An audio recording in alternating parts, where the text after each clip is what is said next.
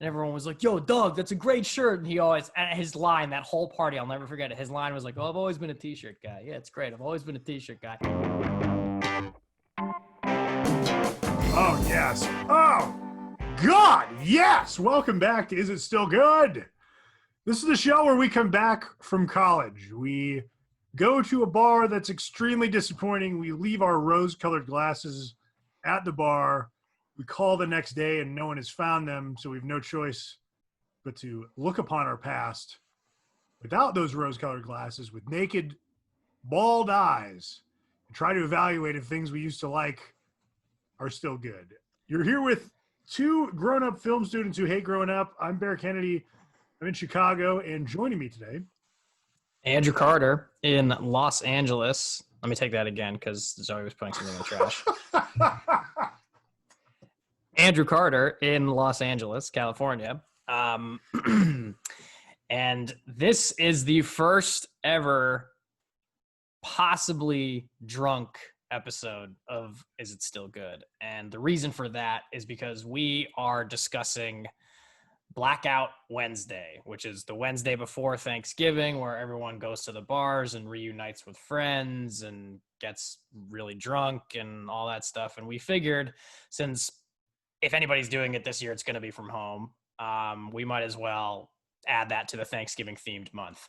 Yeah. I've got my old fashioned right here. That's what I'm starting. Very nice. Good stuff.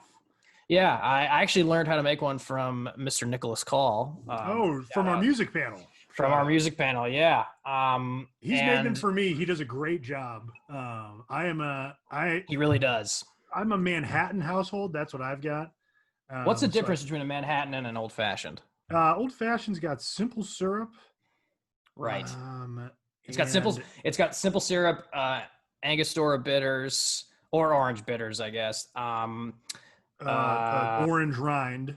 Orange rind, and then just one shot of whiskey and a cherry, maraschino cherry. Manhattan is whiskey, vermouth, bitters, and I only had you gotta go old school. I only have maraschino cherries, but usually I try to get something better. So this is I do like maraschino cherries. No problem with them, but like you get some. There's better cherries available, and if you it's true.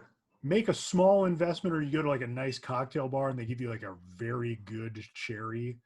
Yeah. It makes it hard to go back to like the fucking ice cream sundae, you know, as a child cherry and an adult. Yeah, but the maraschinos I got are like dark maraschino. That's what the fuck I'm talking about. Yeah, see, this is the good shit. Yes.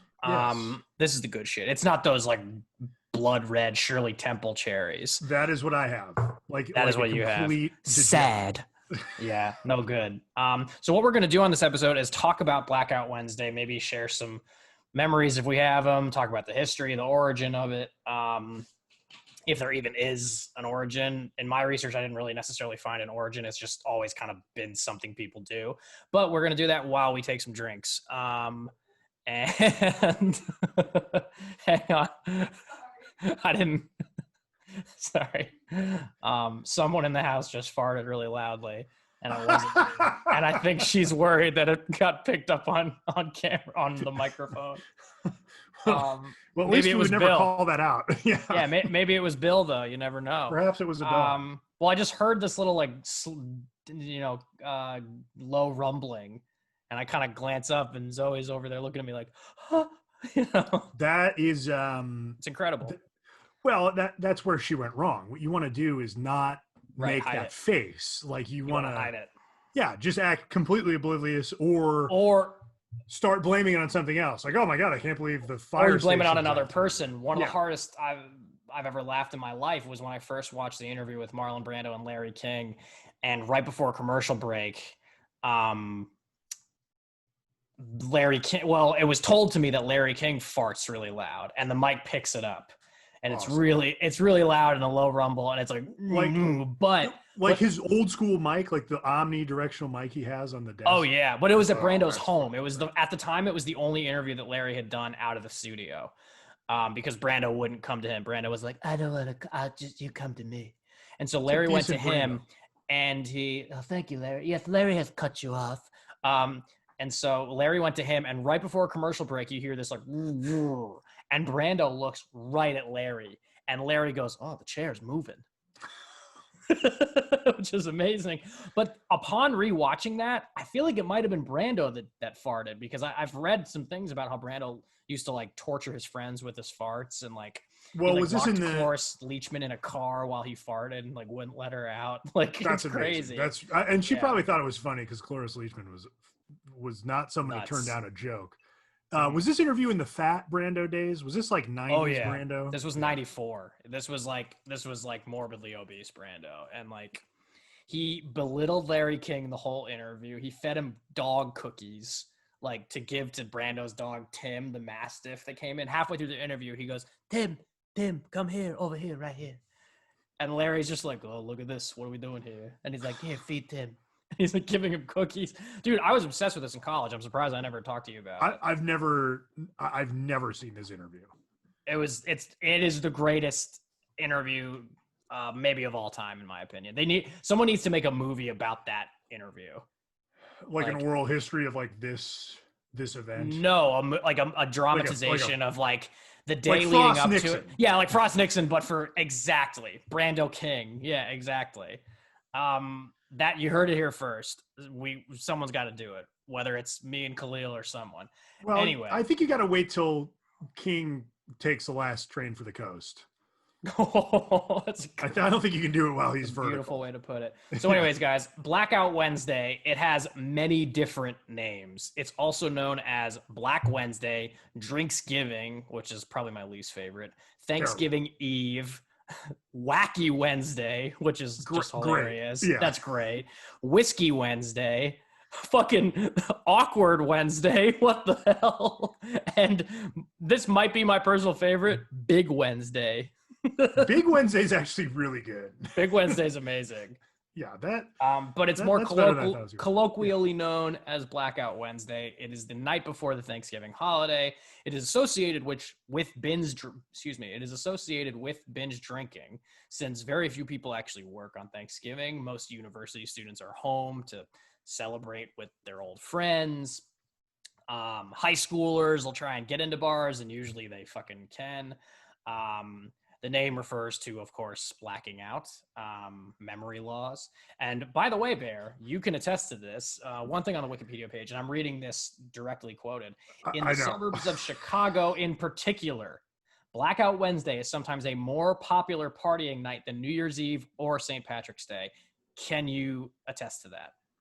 I can. I certainly can. From my personal experience, I read that same entry. The thing that I found that was weird, and maybe this is just the bias of people who edit Wikipedia, but I just found it extremely strange to, after, kind of well after the fact, look at an article of record and notice that I was maybe part of history. Like, I used to always go out for Blackout Wednesday. I never thought it was a big deal, and yet.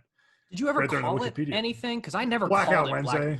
I never called it anything. I was just like, oh, it's before Thanksgiving. We're all just going to the bars. That's what I never called it Blackout Wednesday. Yeah, I remember. I knew that's what it was, but I just never called it that. The history of the term is debated a little bit. I read that it hadn't showed up in a Google search until 2014, but then I read some stuff that said it was as early as 2004, and I would have been a part of it from 2006 to probably 2010. At the high end. So, yeah, I guess I was doing something that I didn't realize was going to end up in a Wikipedia entry in the Chicago suburbs, just getting absolutely ripped the night before Thanksgiving. So yeah, can attest. It's a big deal. It's why do you think it is? Why is it? Do you think it's a big deal in the Chicago suburbs in particular? Like, why did Wikipedia feel the need to mention that part of the world? That's a great question. If I had to guess. Chicago is obviously extremely populous city, and a lot of people who go to high school there then go to college in places that aren't Chicago. So, I don't know that that's really that unique, but it's the first time, especially when you go away to college initially, that you come back home. Even if you just go to like the U of I or something and you're only like 2 hours away. you probably aren't coming home too much. And then all of a sudden, not only are you coming home, but everyone's coming home at once and you got nothing to do the next day. So I don't know if that's a uniquely Chicago or uniquely Midwest deal, but one of the things that weirds people out who aren't from here is how fucking far apart shit is. Like Jackie is always, I think, if you're not from here, especially, you don't realize like how far away shit is. Like you're from New England. Yeah. Like people from New England act like getting from Boston to Providence is a 3-day journey. That shit's like under 2 hours driving. But Yeah. it is. But the space between cities, if you just look at a map in the Midwest, is quite a bit more. So I can like drive from Chicago to where my family is in Northeast Ohio, which is like 8 hours away, and I can do that in like maybe one stop if I have to piss. Like that is nothing to me to just be in the car for 8 hours. But that's crazy to other people. So I think that when you're from the Midwest, you go a little farther and maybe you don't come home as much, and then all of a sudden you have the opportunity to, and it's time to fucking go out. But I read the same shit you did, where bars, every like soft news article I read about Black Friday mentioned how bars are staffing up, and then like in tandem, police stations are staffing up because people are going to get pulled over for wet and reckless. And apparently it's like the drunk driving accidents, which is actually, it's a great thing that people are doing it from home this year, because the drunk driving accidents are, huge. More people die on this holiday than, Christmas or, I think possibly even maybe not St. Patrick's Day, but like, it's close. Let's put it that way. From what I read, I don't know about the drunk driving deaths, but at least as far as like measuring people going out in bar tabs, I'd also like to, I'm gonna stop that thought and say whatever you're doing with a knife to open this bottle is not the preferred method. Well, I couldn't get the plastic off. It's got this vacuum seal plastic, and there was no like little like perforated edges. I will also indulge in a shot here. What are you pouring? I have a shot of mezcal. Actually Trader Joe's mezcal, which I hear is very good. That's what I just opened up. I'm a big mezcal fan. Me too, but have you ever had it before? Is this the Virgin Voyage? What's going on? No. Of this particular brand, yes, but mezcal I've loved for a while. Me too. No, I was curious about the brand. Oh, okay. What are you having? I am having a Chicago classic. I am having a shot of Malort. It will not be the last of the evening. Well, I'm glad you asked. Malort is a wormwood liqueur that many consider to be the official drink of Chicago. It is kind of famous for how it tastes, and is considered in some circles to be a prank. Malort is probably the worst tasting alcohol you can buy. I will read the back of the bottle to you. Jepson Malort has the aroma and full-bodied flavor of an unusual botanical. Its bitter taste is savored by two-fisted drinkers. Oh my God, that Malort sounds awful. Yeah, if you're not from here, write me and I'll send you a bottle. Really quickly though, before we take these shots, I want to let our listeners know, our two listeners. I want to let them confirm. We have more. That's fantastic. I want to let them know that after we sign off tonight, that's not the end of the episode. Tomorrow morning, we're going to be logging back on, checking in with each other to see if this is really still good with the hangover and everything. Because I think that's really going to bring it home. Because, I imagine we're going to sign off being like, this is fucking great. And then I'm going to try to live in the moment, because my hangovers, too, as I advance into my 30s, have been progressively worse and worse. Yeah, they're bad. The last hangover I had was the day after my own wedding, and I had a cut on my head. And I had to go to the hospital in the morning, which honestly is a great fucking story. Which actually I'll tell it after I take this shot, because I don't know if everyone knows it, but it's amazing. Anyways, to you, my friend. Oh, and to you as well. To you. Here we go.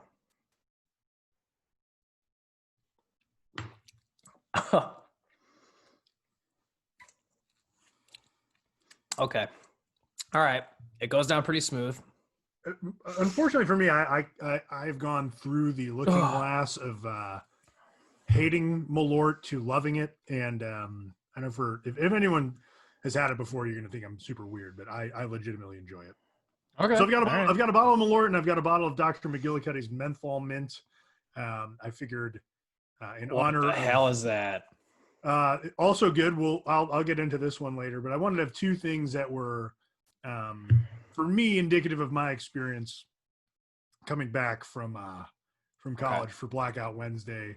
I didn't have Rumpelmans on the bar or anything like that, but I did have McGillicuddy's. I'll make another old fashioned while I talk to you. But anyway, really quickly, just a quick story about why I woke up with a cut on my head. It's not like I went to bed and like punched myself in the face when I was sleeping. My buddy Khalil, who's been on the show before, my creative partner, he and I have this bit where we like get really mad at each other as a joke, and we're like, oh no, like fuck you, oh fuck you, and like we fake punch and fake fight or whatever. And at the wedding, during like towards the end of the night, we were doing that and we were getting really animated with it. And I accidentally, this is not Khalil's fault, I accidentally hit my head on a light that was on the wall. And I started bleeding, and friends of mine were coming up to me and I was like, it's fine. But I definitely didn't want Zoe to know. I was like, like I don't, because I know look, Zoe's a doctor. She's going to be like, you got to go to the hospital. And I was like, I'm not going to the hospital drunk on my wedding night. It's not going to happen. So I woke up around like 6:45 thinking I was just going to like wash my face and wash my hair and like be okay. And then I'm in the shower and Zoe stirs and she's like, what the fuck? And I'm like, what? And I come out of the bathroom and I see that there's blood on the white pillow that I just didn't know. And she was like, what happened? And I told her, and she was like, we have to go to the hospital, of course. We went, they stitched me up. It was actually fine. And I came to the brunch, the farewell brunch, with a little wristband on. When I told Khalil that I had been to the hospital, you should have seen his face. Like the life was sucked out of him. But I quickly was like, it's not your fault. Don't worry. But God bless him. What a sweet guy. He felt so bad for a split second, but I made sure. I was like, no, dude. You went full Goodwill Hunting. But dude, told him it wasn't his fault. This fucking guy, Khalil, man, we've known this before. Like, dude's changed my life career-wise. Like, because he changed my life Goofy movie-wise. Oh, yeah. But, like, not only that, like, because of him, I have a great story from my wedding. Like, so he's gonna, I mean, fucking A, man. Well, that's the thing about a head injury. It didn't sound like it was that bad, but when you get, not at all. Like where you got it, which was like pretty high on the forehead, there's not that much meat there, and shit just bleeds. No, thank God, because like, let's say I had gotten it like, at my temple or, maybe like on the back of my head, whatever. That would have been bad. But I was very lucky. It was a very like silly drunken mistake, but it was a lucky drunken mistake because it could have been a hell of a lot worse. Yeah. But that was good. Anyway, so Bear, your first Blackout Wednesday, do you remember it? I do. It was weird. It was great. I think I remember coming home like maybe Monday or Tuesday of that Thanksgiving week. Yeah, because we don't have finals Thanksgiving in college. You have them before Christmas, but classes usually are done on Tuesday, I think. They were done on Tuesday, and I know that because I used to tell my professors, hey, I'm going to take the week off, and they're like, we have class. Like, motherfucker, I live in Chicago. Like, what do you want? So I always had to like mirror that with them, which is I gotta go, man. But my first Blackout Wednesday was great. I was home. And I don't know why this happened, but, me and like my three best friends from high school, obviously we're underage. And we didn't go to anyone's house or to a bar. We went into the alley behind my house and with a 30-pack of beer and just drank like it was fucking King of the Hill and just caught up. Yeah. And it's possibly the best Black Wednesday I've ever had. That's amazing. I would have loved it if you said we went into the alley behind my house and just whisper rapped. And that's what you ended up doing. We sang in the round. No, we just hung out and just like it was probably like Bush Light. Just yelled it. Hey, sorry, our wolf woke up. Jesus Christ, Bill. But that's awesome. So it's just you and your friends in an alley just getting hammered. That's in the alley behind my times. house. Those are the best times. It's a great memory, and I still joke about it. Like I was talking to my buddy, my best friend Ralph, who was there. We were texting before. Your best friend is named Ralph. His name is Ralph. He's the fourth one too, which is funny. The fourth Ralph? Yeah. In a Dude, I don't know one Ralph. You know four? Actually, I know one now because my buddy's brother had a baby and they named him Ralph, and he's like an adorable little kid. Well, Ralph has a kid, but the kid is a lady, so I'm hoping he has another one who's a masculine child, and he'll be the fifth, who I'll call V out of respect in Roman numerals. But Ralph, we were texting each other, and obviously it's a different year this year with coronavirus and everything. I was like, hey, I'd love to see the kid, whatever. Even if it's distant. And he immediately texted back like, oh, we can just drink in your alleyway like old times. And I was like, yes, we can. Dude. So we'll see if we get up to some good old fashioned alley drinking this year. That's awesome. And that was what about you? You went to college even farther away from home than I did, which is I did, yeah. Okay, so I remember a lot actually about my first coming home for Thanksgiving, because there's something really memorable about it, obviously, because it's the first time that you come home. Yes. Unless something else happens, it's the first time that you come home after being away for college. And I remember coming home on a red eye, and I got really lucky because it was on one of those planes where like I don't mind red eyes. A lot of people I have reached the point in life where I will no longer stay at Motel 6s and I will no longer take red eyes. There you go. I am beyond it, and I had the time where that was the only thing I did, and now it's like, you know what? I'm spending the extra money. I can't do it anymore. But I get it. It's nice that you can. It's a good time saver, and I haven't done it in quite a long time, but I don't mind it when I have to do it. So I remember just like going to sleep in LA or wherever I flew from. It might have been Long Beach, and then waking up in New York and JFK, because it's closer to my house than like a Connecticut airport. And I just remember getting a text. I remember waking up and it's funny because now it's like you turn on your phone and it's a smartphone, but this was 2007. So I didn't have a smartphone. So I had like a flip phone, and I remember getting home and going back to sleep a little bit, but then waking up with a text from like my buddy, one of my best friends, Nick Tagg, and then my buddy Andrew McD, and just being like, drop the names, baby. This is happening. Like, we're home. This is amazing. And we got Garden Catering, which is the best fried food you'll ever have. It's a old Greenwich local. And we didn't, I don't know if they went, but I definitely don't remember going to a bar that first year home from college, because I feel like it just wasn't a thing yet. We didn't have some people had fake IDs in high school to get beer, but like we never did. We just like went to those parties with people that had fake IDs. And we just like went to those parties and had like the beer that they got. We just never bought it ourselves, or like some people had like older brothers. But we got home, and I remember just having a great Thanksgiving. I remember getting really like drunk with them one night, maybe at our friend Matu's house. Matu always had Matthias. We called him Matu. Matu always ended up having people over. And I remember getting really drunk and coming home and turning on TV. And that year was the year that my parents got HBO for the first time. Oof. And like landmark year. I know. Holy with HBO, I remember it was my graduation from high school. Like they were like, "Hey, happy graduation!" But I was like, "You realize you guys are going to be like living with this? Like it's not for me. Like I'm going to college. You guys are going to have it." So my dad was kind of like, "Yeah, all right, it's for us." Son, we got you the home box office. Yeah, we got you the package, and it came with Stars. And on Stars that Thanksgiving was Will Smith's The Pursuit of Happiness. And I remember watching that really drunk and just like crying at the end because it's such a great ending. And then like waking up the next day, and I remember we went to a house party at a friend of ours, a girl that we went to high school with, and her dad was there, like just chaperoning, but also like it's cool if you drink here. He was one of those guys. Yeah. And everybody loved this guy. and was like, yo, I don't want to drop his name just in case, but like everyone was like, yo, let's, for the sake of this, that's where the line is. God damn it. For the sake of this, let's call him Doug. And I'll give you, not to give you a hint, but like his name is pretty close to Doug anyway. Same amount of syllables and everything. And Doug. Dale. No. Doug. No.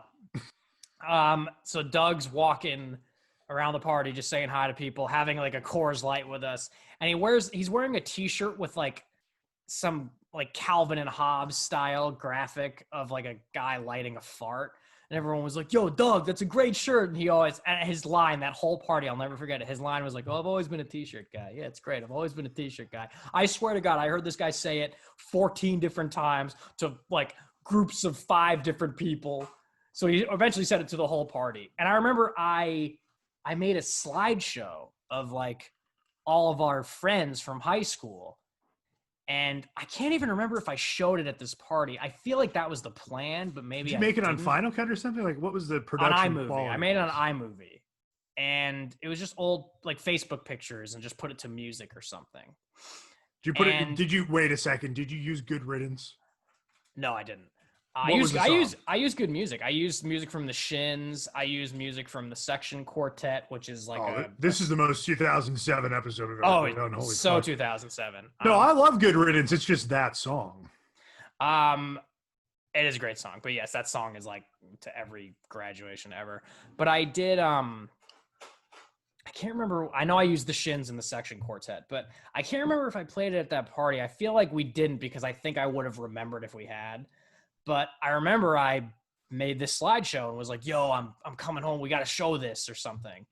And again, I don't remember how anybody ended up ever seeing it. Maybe we did show it and I just don't remember it. But I remember it was really emotional in a great way that first Thanksgiving coming home. And Blackout Wednesday wasn't so much a part of it as the whole experience was. It was really memorable. The first Blackout Wednesday I remember was the next year when we went to the local bar was called Mackenzie's, and we jokingly called it Max. And we were like, let's go to Max, like, you know, because the joke was that no one ever called it Max. Everyone just called it Mackenzie's. And so I was like, I'm going to be the first. I'm going to call it Max. And I think I was like, it's going to catch on. And then, of course, it never did. And I think they changed the name like 2 years later. That's what I was going to ask. Is it still around? Oh, no. It's called the Old Greenwich Social Club, which is so much worse. I would argue better. That's fucking awesome. That screams Sperry's and Vineyard Vines, baby. Let's go. You are so right that's exactly what it is. But, yeah, man, it was a really special memory that I have, that first time coming home for Thanksgiving, as I'm sure it was for you too. I don't think anything compares with that first time back. I really don't. No, not at all. Going to college, having that 2 months plus of kind of being on your own in a whole new world, and then coming home. I really think I was only home from like maybe Tuesday to Sunday. That was it. It wasn't until the next year that I was like, fuck this, I'm going like the Friday before. It was like a short 4 to 5 day period, and it felt like it was so much longer. It was great. I mean, that one, I feel like every subsequent time you come home, at least from college, and then if you don't move back, every subsequent time you chase that dragon of what it was like to come back that first time. And I remember it's really good. Yeah, it's amazing. And you're so right, dude. I can't tell you. Every Thanksgiving after that, I was chasing the 2007 one, and it never happened. And it's okay, but it never happened. And I remember there were for a few years between high school, college, we would my whole mom's side of the family would get together for Thanksgiving, and we'd all watch a movie together. And that year in 2007, it was Knocked Up because that had just come out on DVD, and that was like my favorite movie of that year. And so we all watched it. We all just died laughing. It was actually a really fun family movie. You like that ahead of No Country and There Will Be Blood in 2007? Yeah. I love No Country and There Will Be Blood. I really do. But Knocked Up's really special to me because it came out literally the day before I graduated high school. And that like 2 days after I graduated, we like a group of friends, like my whole group of friends and I went and saw Knocked Up and just like died laughing. So, and Zoe and I watched it this past summer. And we, like, I hadn't watched it in a couple of years and it held up. It's hilarious and really sweet. And it was one of those things that movie, no matter, even if it like held up horribly, that memory is still so strong of like, it was such a happy time in my life where it's like, not that like fuck high school, I hate it, although that was maybe a part of it, but it was just like, there was a freedom there and there was just like a sense of, you know, like the world is, you know, our oyster, right? It's like we have no idea what's coming, but we're excited for it. Oh, it's before life has its way with you. It's before you have to weather a bunch of horrible shit you don't think. Oh my God, that's such a great way to put it. And so yeah, that was a big movie for me in terms of like its impact and like just what it means to me personally. But yeah, dude, No Country for Old Men, There'll Be Blood. 07 was a great year for movies. Laugh all you want. Another one of my favorite movies of that year is I Am Legend, Will Smith. I fucking love that movie. I remember seeing that movie at home because I saw it at a movie theater I don't normally go to. And I probably saw it with the same couple dudes. I didn't love it, but it holds up. I liked it. I mean, we can do it for the show. It's kind of the perfect movie. The only thing I remember really loving was that my favorite singer, Mike Patton of Faith No More, did the voices of the zombies, which I thought at the time and still think is really cool. So, that is really cool. Yeah. Dude, that movie is, in my opinion, Will Smith's best performance. He's amazing. And he carries, dude, he holds the screen by himself for almost an hour before other people show up. It's a good point. Now I'm wanting to revisit it. I don't know. It's without doing a ton of homework, I don't know how you get around Men in Black. He is really perfect in Men in Black. You know, it's funny. Khalil and I had this conversation a couple months ago. He was like, Men in Black is objectively Smith's best movie. And I was like, rewatch I Am Legend. And he did. And I'm pretty sure he actually was like, wow, I agree with you. You're right. It is. Well, Men in Black's awesome and fantastic. And I'm not doubting you, but I think what also needs to be in the conversation is Ali, which is a movie I haven't seen since I saw it in the theater, to be honest. But there's no way. An incredible performance. There's no way that's bad, and that's a Michael Mann movie too. So there's no way that's that's got to be in the conversation. Yeah, his cadence of Ali is amazing. All right, well, we'll have to do some. I remember I saw the movie in theaters too. Actually, yeah, that was one of the first R-rated movies I saw in theaters. That actually might have been the first R-rated movie I saw in theaters because it came out before Insomnia. I know I've said Insomnia was the first one before, but that might have been the first one. Because I definitely saw that in theaters. I saw it in theaters as well because it was a Christmas release and we saw it. Dude, it came out in 2001. Wow, my entire life has been a lie if that's did we have the first R-rated movie experience in theaters? I think we might have. Well, let me just make sure it's rated R. Let me indulge me. It 100% is, dude. It's Michael Mann. The guy doesn't make fucking. I don't know. That's a crowd pleaser. Though. I promise you, man. I promise you, it's rated R. And on top of it, I remember I saw Billy Elliot with my parents in 2000, and that was the first iteration of that was rated R. But they have since like re-rated it PG-13. So that's a weird like discrepancy there. But Ali might have been the first one, man. It's rated R. I promise you. 2001, so it must have been Christmas 2000. Oh, R. Yep. Holy shit. Dude, we had the first R-rated movie experience. How the fuck did my parents let me go see that? Dude, we have to take a shot to that. That's incredible. We're discovering this live. This is big. I 100%. I know I saw that at the Tinseltown in Youngstown on Christmas night 2001. I just can't. Wow, you saw it on Christmas night. Holy shit! I didn't see it until January. So you were one of those families that did Christmas Day movies. That's awesome. No, I was one of those families that had a kids table, and I was the youngest kid at the table. So all my cousins were in college. Oh man! And so we got done eating, and we're like, "What the fuck are we gonna do?" And so we used to go see movies and shit. So 2001, I was 13. Yep. I mean, to be honest, I looked like this. I've looked fucking ancient since the day I was You got to provide some shot old out of my pictures of mom. you so people can see it, including me, because I haven't seen it. And I want to see you at age 13 or whatever year. We'll get some going on the Instagram or something, but I look shockingly very similar, but I don't, I mean, one of my cousins must have bought me a ticket. That's that's huge, dude. That's an honest revelation that fucks with my worldview, because I thought for the longest time, as I've regaled on this show, that the first R-rated movie I saw in the theater was Road to Perdition. So this pushes that. Me too, man. And Insomnia, that's what I thought was the one for me, which is just like, wow, yeah, that is a crazy. I don't remember too much of that movie being R-rated, other than I think they really showed Malcolm X getting killed. They definitely showed Malcolm X getting killed. I think the boxing, yeah, and I think the boxing was pretty visceral, and there's some language. I remember Jamie Foxx. That was like the first movie people were like, holy shit, Jamie Foxx is great. Like, he's more than a comedian. He's more than just the guy from Bait. Yeah, which is bullshit, because comedians they don't get enough credit. But like, people were like, he's really good. And I remember he had a joke, and I remember this playing in the theater and everybody laughing when I can't remember the scene exactly, but he goes, "I'm a black Jew, I can't read."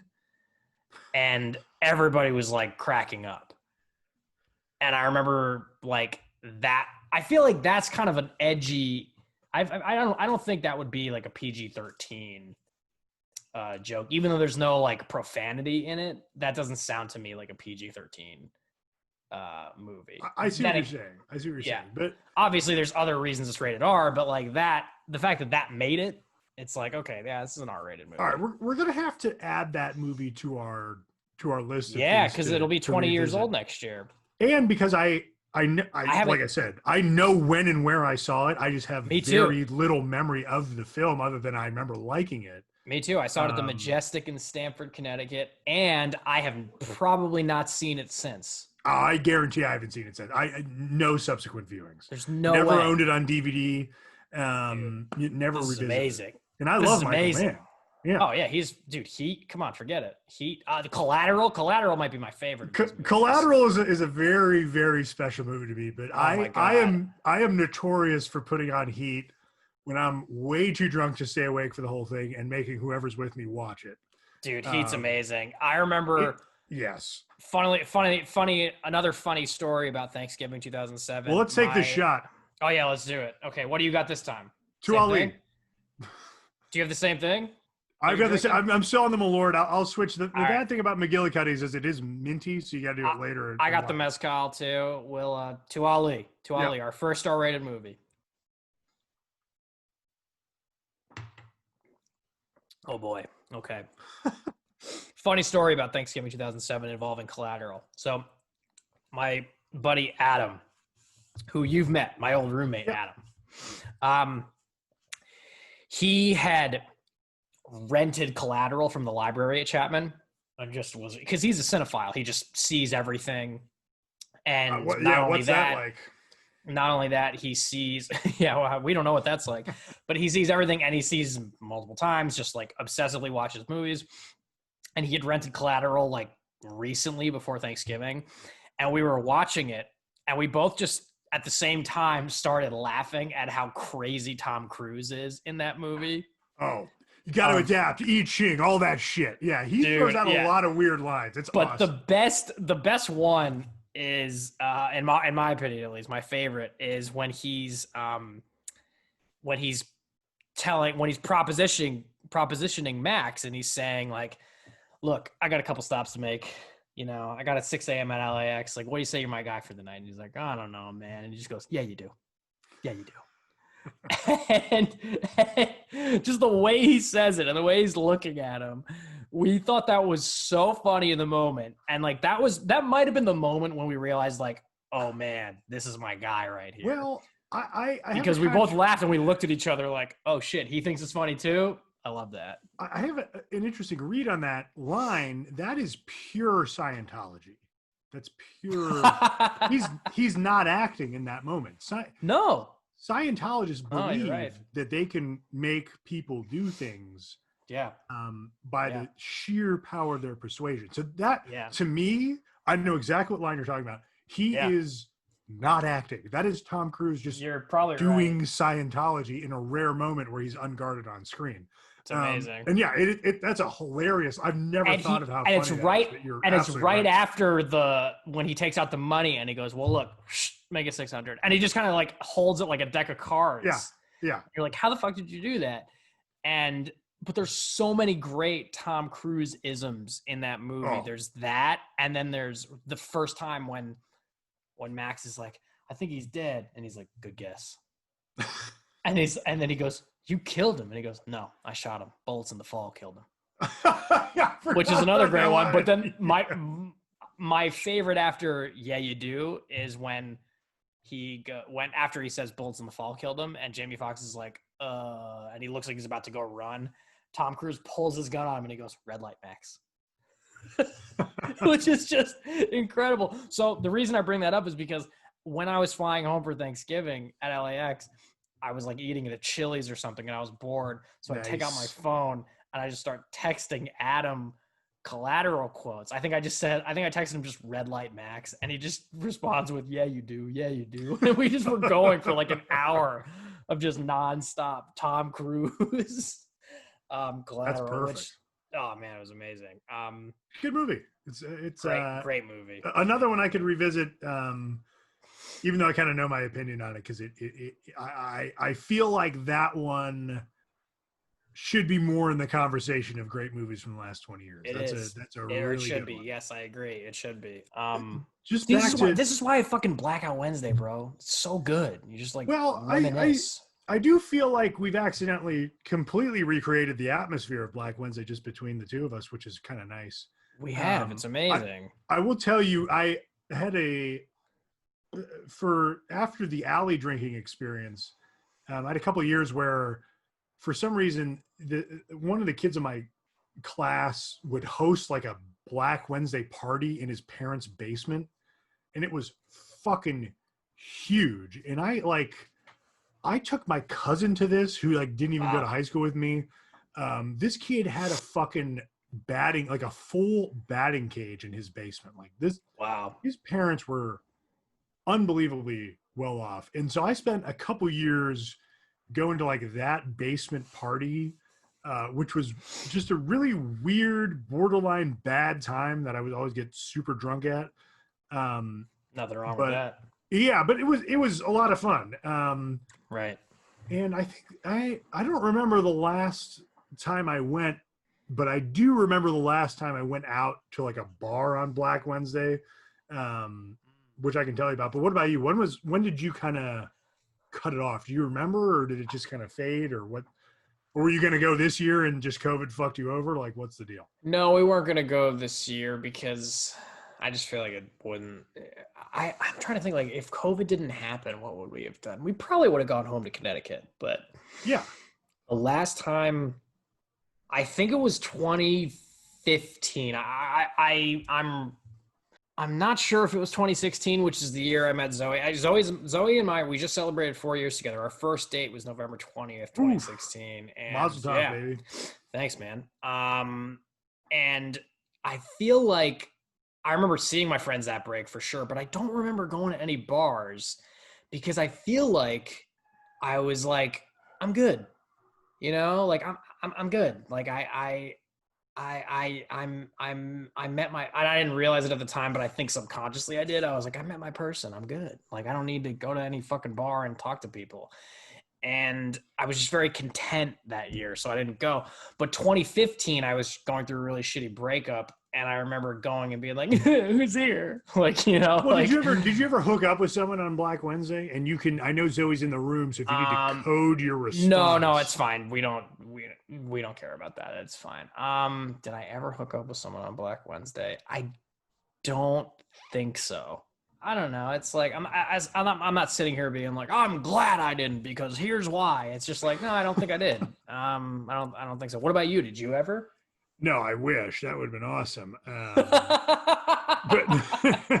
what a different response from me. No, that would have been good. But no, it would have been funny. I agree. Yeah, that would have been hilarious, and it would have been even funnier to have like taken a girl back to my parents' home. especially because at the time they've moved, but at the time I lived.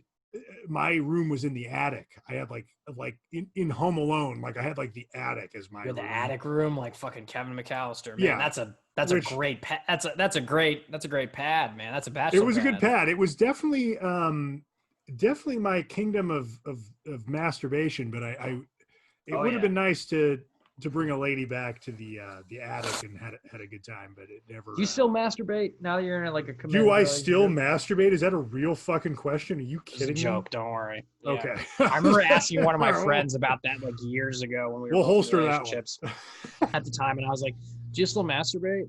Because I guess I wasn't as much, and he was just like, "Yeah, bro," and I was like, "Why?" He goes, "It's me time." Dude, and I was like, "That's a great point. That's a great point." Sex is great, but it's not the real thing. What? I scared Bill when I did that.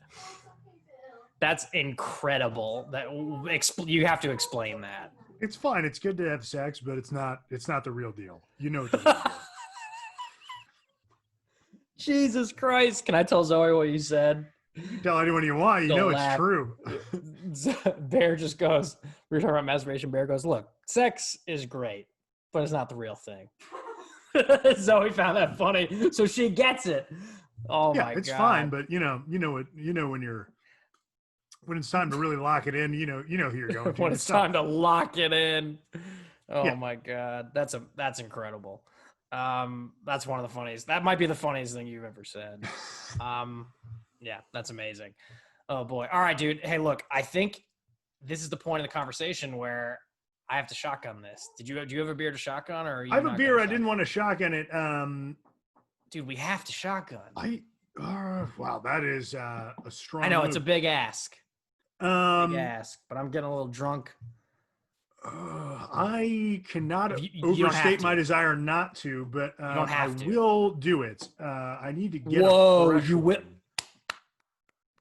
No, man. Get a warm one. It goes down easier. Well, those of you who have drank with me recently know that I do not only like but prefer room temperature beer because I'm just becoming a grandfather. Whoa. But yeah, I don't have like a Bud Light like you do. Damn, but I will. I'd be like, yo, come here. Give me like a minute to grab one out of the fridge, and I'll do it. I do not want to do it, but I will do it. All good. Yeah, here we go. That's my guy right here. Oh, I hate it. Fucking doing it for me. Wow, what a trooper. Good to see you, trooper. Colin Sullivan, we spoke on the phone. Listen, I just want my money and I want to go home. That's from The Departed. Fuck you. We're quoting The Departed while we're waiting for Bear. Bear's gonna bring oh my God. That's fantastic. There we go. Oh, brother. This is fantastic. This is real good. Real good. Real good stuff. Real good stuff. Bear, that's amazing, man. Great stuff. Well, this could very easily be Bear throws up, so I know this could easily be Andrew throws up too, so and also The Bachelor's on in 12 minutes, and I have to watch that with Zoe. I know. I was kind of counting down. You were counting down. Yeah, were you counting down? Were you counting down to see if I was going to do it, or were you counting down to see if you were going to be like, I got to get out of here? I was counting down to see if you were really serious about ditching me for The Bachelor, and then I was also like, I don't want to ditch you, man. She's making me. Well, look how quickly you become a married man. I won't do it. I'll go upstairs. and I'll keep this conversation going. No, I think we're running into the twilight of our times, as they say. That's a good point. But you had texted me about shotgunning. I just kind of hoped you forgot about it. But I didn't forget. I guess that's on me. Maybe getting a little drunk, but I didn't forget. Okay, here we go. This is why I got the knife. Again, this is if you cut yourself, I'm not helping. Yeah, I know you won't because you're in Chicago. To have someone else call 911. Here we go. All right, here we go. Careful. I'm so glad I did that away from the computer because that sprayed on me. I'm glad. If you tilt it down, the air bubble goes to where you press the knife in and you're fine. Well, I didn't know that. I did it with a key like a real gentleman. So even though this may be extremely unsuccessful, at least I've got the right tools. I get that smell of Bud Light, and I just think of college. I am not a Bud Light fan. I hate it. It's terrible. I will not drink it unless I'm forced to. I'm about to shotgun a New Glarus Spotted Cow, which to those of our listeners who are familiar with Wisconsin, this is this one. Yeah, this shit is gross. I haven't done a Bud Light shotgun in I don't know how long. Michael, to you. I hate this. I hate you. I hate this. I don't hate this. I don't hate you, but we'll see what happens. All right, here we go. I'm not gonna do it. I mean, I'm gonna do it, but I'm not gonna succeed. I'm not gonna do it. You tell me. No, that I know. now? I'm gonna do it. I'm just saying it's not gonna. I'm not gonna it's not gonna go well. I'm probably gonna. It's gonna go extremely poorly. Yeah, it's gonna go bad. All right, here we go. Oh, fuck you. God bless you, sir. I hate you.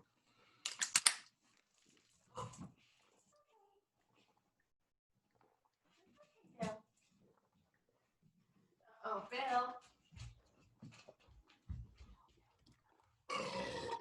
Oh, got it, baby. Oh my God, I actually did it. Fuck. Jeez, same.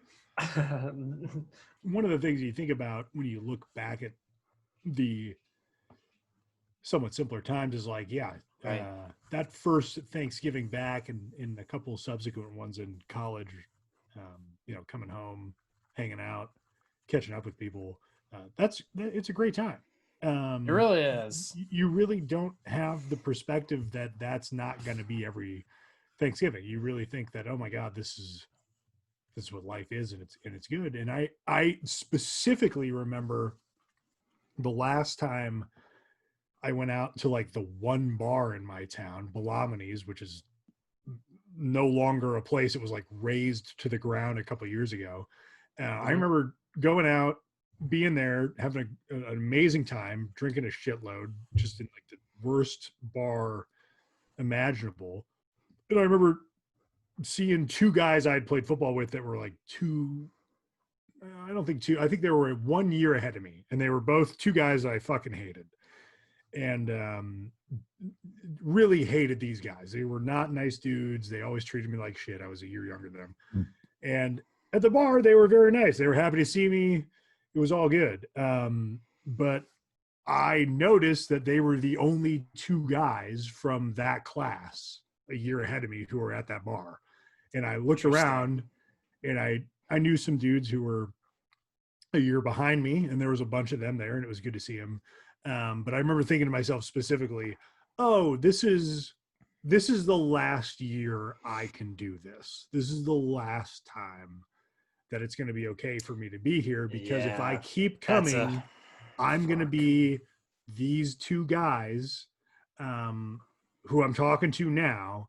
And I guess I could if I wanted to, but I think I know that this is the time to leave. And that was weird. And that was the first time I really dealt with, life is moving on.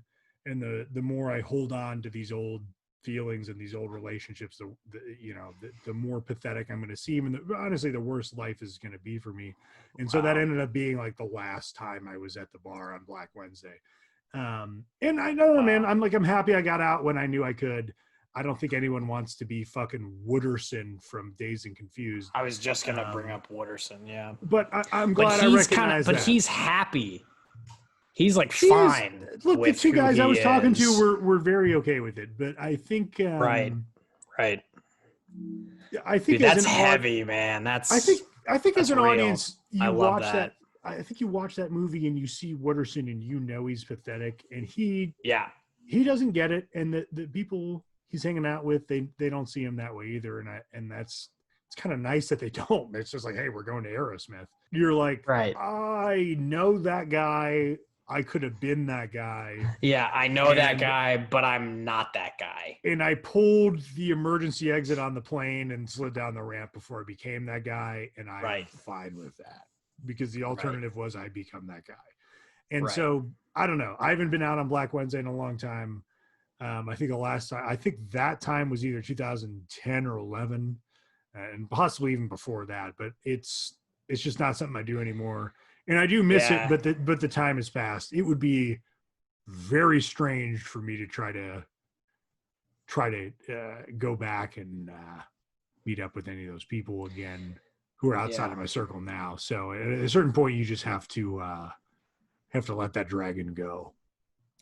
You do, man. That's a really poignant note to end on, but it's true. Like, you have to let that go. And like, another thing that's weird is like, we're 32 now, and the last time I went out was like 2015, so that was 27.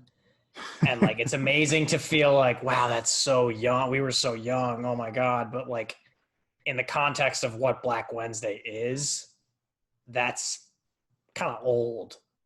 Oh, it's so old. Like, oh my God. It's a little old. It's a little old to be doing that. So like, to hear you tell that story of those two guys that are still doing, like, how much older were they than you? They were 1 year older, and these and I knew both of them. Look, I played football with both of them. They were, big deals at the time. I was on the team. I started. I wasn't like a scrub. Like, I played with them. I knew who they were. They were happy to see me. I was less happy to see them. I'm never happy to see people who treat me like shit. So, in a way, it was funny to see two guys who I didn't like. You know what's funny about that is they were probably happy to see you because they knew they were shitty to you, and they probably, like, them being nice to you was their way of saying sorry. But like, just say you're sorry. Just say you're sorry. Those guys can both eat shit. Good point. Fuck, I don't care. But that's such a good point, man. There does come a time with Black Wednesday and all, like, where you have to move on, and that is that's just as important and impactful as the first Black Wednesday that you have. That's an interesting point. No, it really is, because I super agree.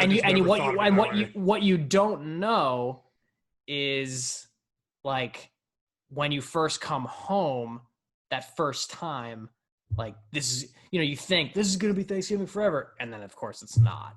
And you have to get to a point where it's over, where you accept, like, that was a time in my life. This is a period. It's not what Thanksgiving is going to be. This is a period, and it's important, but it needs to end. Well, it's interesting too. I mean, like we talked about in our previous Thanksgiving episodes, it's very interesting how quickly things become tradition. And that first Thanksgiving back, you think legitimately, oh, this is the new tradition. You don't realize, this is not the new tradition. You're going to be here for a couple of years, and there's going to be another tradition after that. But you always lack that perspective. So you just have to live through that, unfortunately. You do. And then get on the other side of it and talk about it on a podcast. So at least I've achieved. We got real. I love this. Well, dear listeners, this is the end of our Black Wednesday portion of the podcast. We will check in with you tomorrow morning.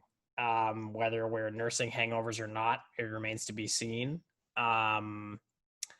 We will check in with you and see if this Black Wednesday portion is still good. Right now, I'm leaning towards yes. Obviously, I'm feeling a little bubbly and feeling good, but we'll see. This portion of it has been good. This has been good. Tomorrow is going to be absolutely horrible, and look, I don't think this year's going the way any of us would have liked. But if for some reason you end up out having fun or whatever the fuck, like, don't do something stupid. Don't become some stupid statistic. Just call an Uber safe. Or something. Yeah, wear a fucking mask. Like, call me and I'll fucking drive you home. Don't. Bear's in the suburb. Bear's near the suburbs of Chicago, man. Just he's a phone call away. I'll put you in my Outback, you shit. Yeah, his number is 123-456-7890. I mean, I live at 123 Fake Street. Yeah, 123 Fake Street. You got it. All right, guys. We will see you tomorrow morning. Oh God, yes. Welcome back to the day after with Is It Still Good? Yeah. Where we pick our glasses back up and put them on our face. And keep the lights on. Looking and sounding a little worse for wear. You were up before me. That was surprising. I was up before you. Yeah, I didn't sleep well at all. I slept probably like 5 hours. I sleep like shit now that I'm older. When I'm drunk, I sleep horribly. Oh yeah, I sleep. I actually sleep pretty well, in general, but I don't drink like we did last night. I really don't. I have like a cocktail, maybe like one or two a week, and last night was shotgun to fucking beer, man, and took shots of mezcal, which is like you put mezcal in a drink. You don't take shots of it, but anyway, so yeah, we wanted to come back on because we wanted to decide, is this holiday still good or not? Because this is the full experience, like this hangover. And I gotta say, my hangover's not terrible. I did take 2 Advil. I had some slices of baguette for breakfast and a blue Gatorade. So all things considered, I'm feeling okay. Yeah, you're doing the work there. That's good. That's a good regimen. Yeah.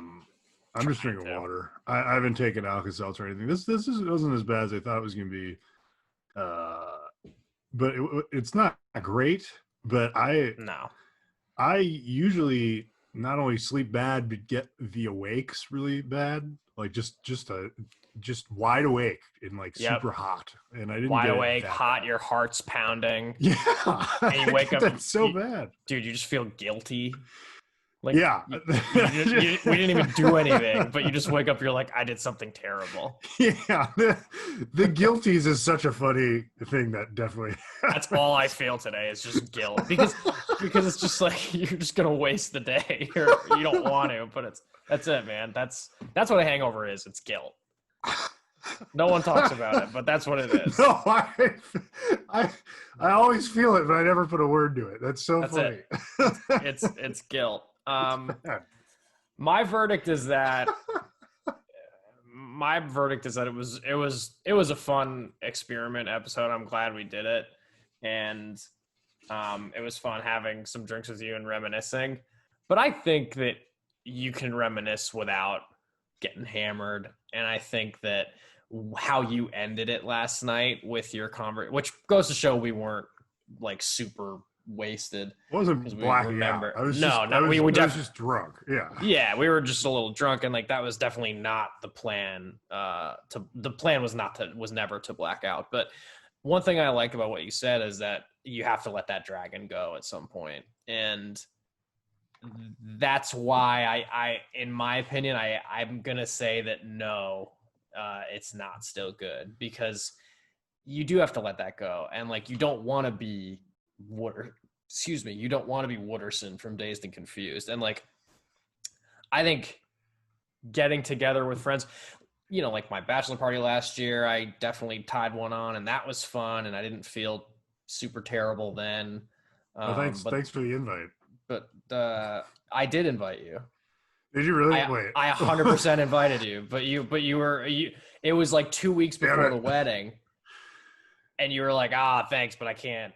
I won't be able to make it because you were already flying out to Palm Springs in 2 weeks. That makes sense. Yeah, hoisted by my own petard there. Yeah, so you're welcome, you jerk.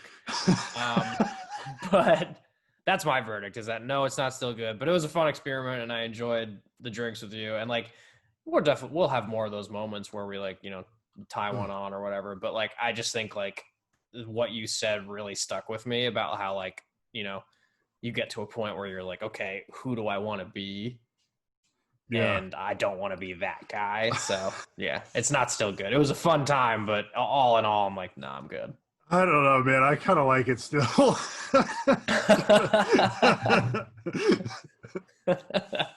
That's a really well thought out argument. I don't think it's funny that you said that last night drunk, and I was the one last night. I think I was more like, this is great. And then this morning I'm like, well, I've had some, I'm clear headed now, and this is what I think. And now you're sober and you're like, God damn it, I missed it. Yeah, I do. It's fun. I don't think you want to be Wooderson, but from that angle, you shouldn't show up. You need to not go back to the bar. Yeah. In your 30s for Blackout Wednesday. Don't do that. Yeah, definitely not. So that's bad. So that's a no for sure. But as far as like having a few extra drinks and hanging out with some old buds, that is never not good. So yeah, that's great. That's great. I guess I'll agree. Yeah, just on the stated premise, and you've listened back to what I was saying. I don't really, I don't think I could repeat that from memory. So yeah, no, you'll you'll hear listen it. to my own argument, and I'll go ahead and agree with myself. You dropped some dimes. Spitting truth. It was pretty good. It was pretty impressive. But yeah, I think under the context, yeah, Black Wednesday, no. But yeah, of course, having some drinks with some good friends, like that's, as you said, that's never a bad thing. Yeah. All right, so I'll go with no. But yeah, this was a good experiment. Definitely a good experiment. I really need to brush my teeth. Oh my god. Oh god. But other than that, I know. I think I'm gonna go take a nice hot bath for 3 hours. I want to take a bath for as long as the movie Titanic is. You got to have those hangover movies. You got to have Titanic. Yeah. You got to have Amadeus. You got to have a long afternoon. Amadeus. Oh, Amadeus is my favorite hungover movie. Oh my god, it's so good. Oh my god, what long, a choice! Oh, the costumes. It's amazing. The laugh. Yeah. Oh yeah, the laugh. Good old Tom Hulse. Mm-hmm. Oh boy. All right, guys. Well, have a safe and happy Thanksgiving. If you're traveling, be safe. If you're not, try not to. Yeah, try not to travel. But if you are, be safe. Give us an email at stillgoodshow@gmail.com. You can find us on Instagram at stillgoodshow. You can go to our website, stillgoodshow.com. But most important thing, give us a 5-star review on iTunes if you're listening, on Apple Podcasts, and follow us on Spotify. Definitely want to make sure our listeners can find us on those platforms. You can, as Bear has said, you can say terrible things about us as long as you give us 5 stars. Yes. We would really appreciate it, and we shall see you next week for our December month, where we'll be discussing holiday movies, and it will be a really, really good time. Nice. Stay safe, everybody. We'll talk to you soon. Goodbye.